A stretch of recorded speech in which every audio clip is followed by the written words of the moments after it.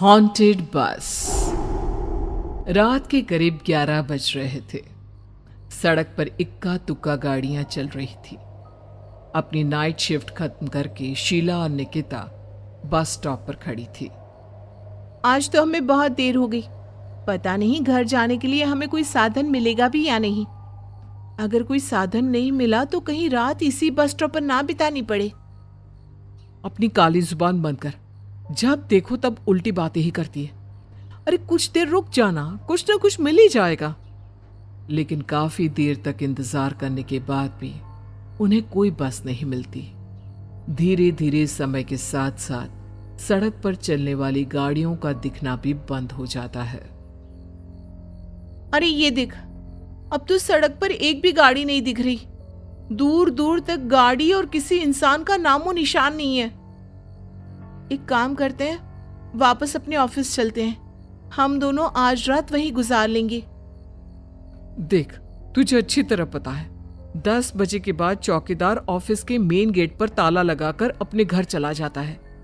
Office जाने का कोई फायदा नहीं है। इस सुनसान सड़क को देख मुझे बहुत घबराहट हो रही है। एक काम करना, उसी चौकीदार के घर चलते हैं। वो भी तो परिवार वाला है। हम बेफिक्र होकर आज रात उसके घर पर रुक सकते हैं। अरे पागल, चौकीदार 10 बाई 10 की खोली में रहता है। उसके 4 बच्चे हैं। भला वो हमें अपने घर में कौन सी जगह देगा। अब तू ना ये बेकार की बातें बंद कर और चुपचाप खड़ी रह। शायद कोई लिफ्ट ही मिल जाए। फिर काफी देर इंतजार करने के बाद आखिरकार एक नीले रंग की बस उनके सामने आकर रुकती है। बस का दरवाजा खोल कंडक्टर उन दोनों से कहता है, कहिए कहाँ जाना है आप दोनों को? देखिए मेरी पूरी बस खाली पड़ी है। मैं आप दोनों को आपके ठिकाने पर छोड़ दूंगा। इतना कहकर कंडक्टर मुंह में भरे पान की पिचकारी सड़क पर दे मारता है। निकिता, लोगों का कहना है कि कुछ महीने पहले इसी तरह अंधेरी रात में एक नीली बस के अंदर कुछ बदमाशों ने एक जवान लड़की की हत्या कर दी थी। इस बस का रंग भी नीला है। कहीं ये वही बस तो नहीं? कंडक्टर शीला की बात सुन लेता है और मुस्कुराते हुए कहता है, देखिए मेम साहब, उस घटना के बारे में मैंने भी सुना है। माना कि उस बस का रंग और मेरी बस का रंग एक है, लेकिन दुनिया में नीले रंग की एक ही बस तो नहीं है ना। हाँ, ये तो सिर्फ एक इत्तेफाक है। देखिए, हमारी बस में एक मेम साहब पहले से ही बैठी हैं। चाहे तो आप देख लीजिए। निकिता गर्दन उठाकर देखती है तो बस के पीछे वाले हिस्से में एक लड़की कंबल ओढ़े बैठी हुई थी। सही तो बोल रहे हैं भैया, बस में पहले से एक लड़की बैठी है। चल अब हम भी बैठ जाते हैं, वैसे भी बहुत देर हो गई है। अरे ठहर जाना निकिता, मुझे डर लग रहा है।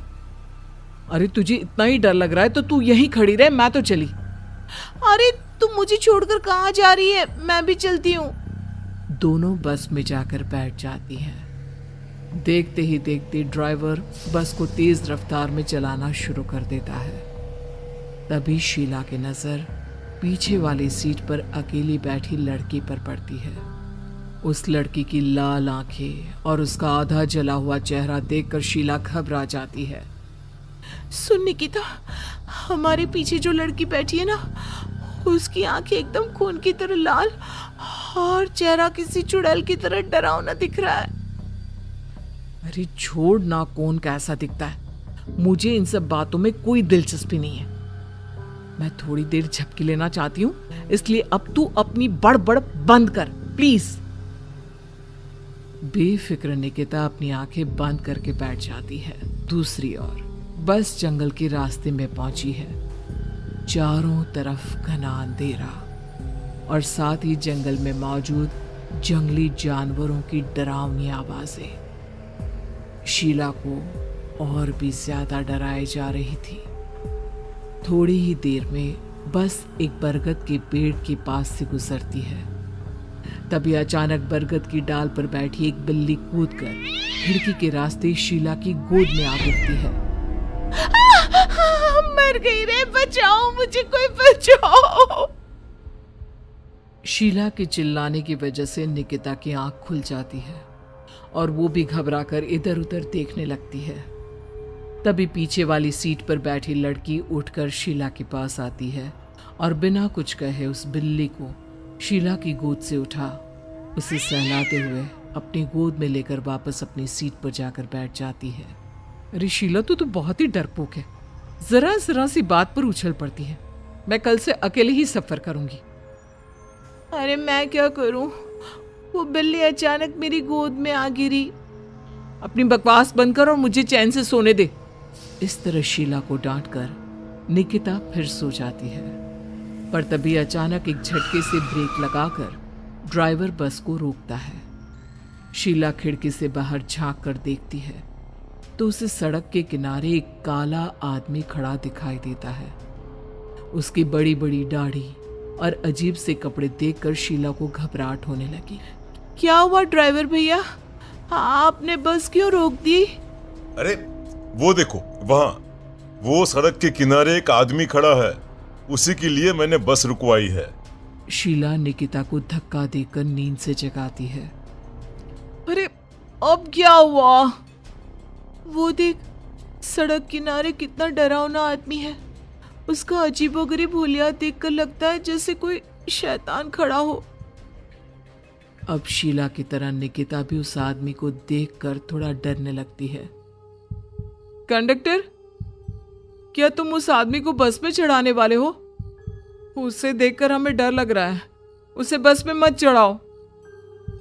अरे डरने की कोई बात नहीं है मेम साहब, ये आदमी जंगल के पीछे वाले गांव में रहता है। ये रोज इसी वक्त मेरी बस में बैठकर पड़ोस वाले गांव में जाता है, और वैसे भी ये बेचारा गूंगा है। अगर आप लोगों को डर लगता है तो मैं इसे ड्राइवर के बगल में बिठा देता हूं। ओह अच्छा, ठीक है। फिर कंडक्टर का इशारा पाते ही वो आदमी बस में सवार हो जाता है। ड्राइवर दोबारा एक्सीलेटर पर जोर देकर बस को आगे बढ़ाता है। थोड़ी ही देर में बस एक घाटी पर चढ़ती है। बस के एक तरफ गहरी और डरावनी खाई थी, पर ड्राइवर को इस बात से कोई फर्क पड़ता नजर नहीं आ रहा था। वो लगातार बस की रफ्तार बढ़ाकर बस चलता जा रहा था। ड्राइवर भैया, आप देखते नहीं क्या बगल में इतनी गहरी खाई है? बस की रफ्तार लगातार बढ़ाए जा रहे हो, थोड़ा धीरे चलाओ ना। अरे मेम साहब, घबराने की कोई बात नहीं है, ये तो मेरा रोज का काम है। मैं तो यहाँ इसी रफ्तार से बस चलाता हूँ। अब बेफिक्र होकर अपनी सीट पर बैठ जाइए, आपको कुछ नहीं होगा। ड्राइवर के कहने पर निकिता शांति से बैठ जाती है। कुछ दूर चलने पर अचानक ड्राइवर बस को सड़क के किनारे रोक देता है। शीला एक बार फिर खिड़की के बाहर झांक कर देखती है, लेकिन इस बार उसे कहीं कोई दिखाई नहीं देता। अरे अब क्या हुआ? तुमने बस क्यों रोक दी? यहाँ तो दूर दूर तक कोई भी नहीं दिखाई दे रहा। ड्राइवर उसकी बात का कोई जवाब नहीं देता, पर कंडक्टर बोल पड़ता है।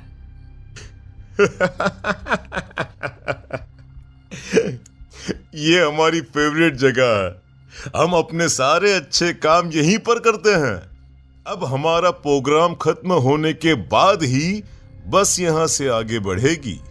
इतना कहते ही कंडक्टर सीट के नीचे रखी एक शराब की बोतल निकालता है। अरे ये सब क्या है? तुम्हारे बस में सवारी बैठी है, उन्हें घर पहुंचाने की जगह तुम यहाँ सड़क के बीच में बस रोककर शराब पियोगे? बस में लड़कियों के बैठे हुए भी तुम्हें ये सब करते हुए शर्म नहीं आती? कंडक्टर कोई जवाब नहीं देता और मुस्कुराते हुए शराब पीने लगता है। तभी ड्राइवर और दूसरा आदमी भी कंडक्टर के साथ मिलकर शराब पीने लगते हैं। निकिता, मुझे इन तीनों के इरादे कुछ ठीक नहीं लगते। हमने इस बस में बैठकर बहुत बड़ी भूल कर दी। तू घबरा मत, मैं हमेशा अपने पर्स में छोटा सा चाकू रखती हूँ। उसके रहते ये तीनों हमारा कुछ नहीं बिगाड़ पाएंगे। देखो गज्जू भैया, हमारी बस में इस समय 3 जवान लड़कियां बैठी हैं। कहो सबसे पहले किसका शिकार किया जाए? मैं तो कहता हूं कि सबसे पहले वो जो पीछे अकेले जो बैठी है ना, उसे पकड़ कर लाओ। उसके बाद इन दोनों का प्रोग्राम फिट करेंगे। ठीक है, जैसी तुम्हारी मर्जी। अब वो आदमी पीछे वाली सीट पर बैठी लड़की के पास पहुंचकर उसका हाथ पकड़ लेता है, लेकिन तभी अचानक उस लड़की की आंखें जरूरत से ज्यादा बड़ी और लाल होने लगती है। उसका चेहरा गुस्से से लाल और उसके मुंह से नुकीले दांत दिखने लगते हैं। अरे अरे अरे, ये क्या? ये लड़की अचानक इतनी खतरनाक कैसे बन रही है? इतने में वो लड़की उस आदमी को उठाकर वहीं सीट पर पटक देती है। मुझे हाथ लगाएगा, तेरी इतनी हिम्मत! जोर से चीखते हुए वो लड़की उस आदमी पर हमला कर देती है और पल भर में ही उस आदमी का काम तमाम हो जाता है। ये देख ड्राइवर और कंडक्टर के होश उड़ जाते हैं। इतने में ड्राइवर अपनी जान बचाने के लिए तुरंत बस से बाहर कूद जाता है, पर तभी बस के पीछे की तरफ से तेजी से आ रहा एक ट्रक उसे कुचल कर चला जाता है। एक ही पल में अपने दोनों साथियों की मौत देख अब कंडक्टर के हाथ पैर कांपने लगते हैं। ये सब देख निकिता और शीला के भी होश उड़ जाते हैं। वो चुपचाप अपनी सीट पर ही छुप कर बैठी रहती हैं। अरे अरे, कौन हो तुम? और तुम इतनी भयानक कैसे बन गई? अब वो लड़की गुस्से में गुर्राते हुए कंडक्टर का गला पकड़ लेती है। इतनी जल्दी मुझे भूल गए? कुछ महीनों पहले तुम तीनों ने बड़ी बेरहमी से मेरी हत्या की थी और फिर शहर छोड़कर भाग गए। कई दिनों से मैं तुम तीनों के इंतजार में भटक रही थी। आज जाकर मेरा बदला पूरा होगा। अब तू भी अपने साथियों की तरह जहन्नम पहुंच जाएगा।